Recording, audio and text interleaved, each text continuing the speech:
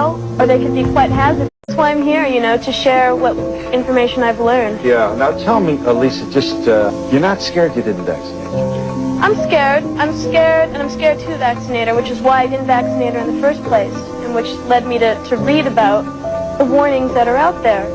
And what I've learned are there warnings about introducing these alien microorganisms into our children's blood, and the long-term effects, which could be trivial, or they could be quite hazardous, and they could be just allergies or asthma or sleep disorders, or they could be cancer, leukemia, multiple sclerosis. It's very scary and it's very serious, and I think because I felt wrong doing it, that's why I didn't do it. I mean, we have to think twice. Why are our children getting these diseases? Why? And what is the biochemical legacy of the vaccination? How long does it last, and what might it be? Effect, yeah. You're putting something into your baby's bloodstream. Everybody ought to think about that twice. This past week, I was involved in 4 cases of children who were perfectly normal in their development until they had their school-age shots at age 5, DPT, hepatitis vaccine, MMR, and within weeks, they were autistic. In my research, I've discovered that some children are protected if they have the lipid-soluble form of vitamin A that found from natural sources. However, the measles, mumps, rubella vaccine at 15 months of age depletes the body of all vitamin A. When they get the DPT the same day or several months later, many of these children disconnect.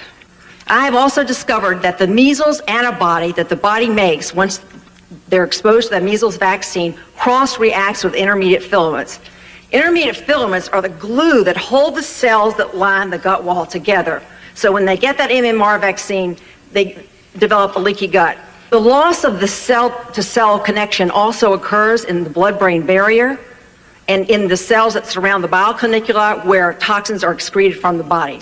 What I'm treating these children with is the natural lipid-soluble form of vitamin A. I'm giving their recommended daily allowance only of vitamin A in the form of cod liver oil to bypass these blocked G protein pathways. In a few days, a lot of these children look at me, focus, they regain eye contact. After 2 months on this vitamin A treatment, I give them a single dose of a medicine called bethenacol, which stimulates pathways in the parasympathetic system in the gut. I give it to these children, and in the office sometimes, 30 to 40 minutes after the initial dose, after having pathways corrected for several months of vitamin A, when I bring them in, give them this medicine, observe them, they connect in the office. I've had children look at me, talk, act out, talk back to their mother, use vocabulary above their chronological age. This is a disconnect.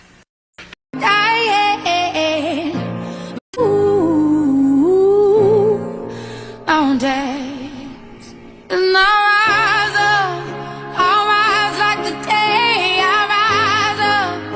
rise unafraid. I rise up, and I do it 1,000 times again.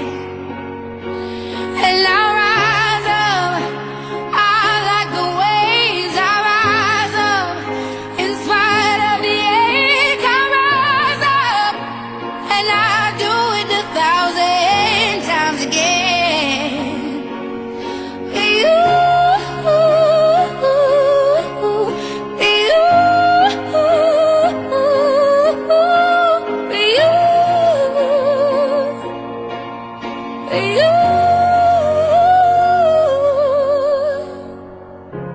The silence is quiet, and it feels like it's getting hard to breathe.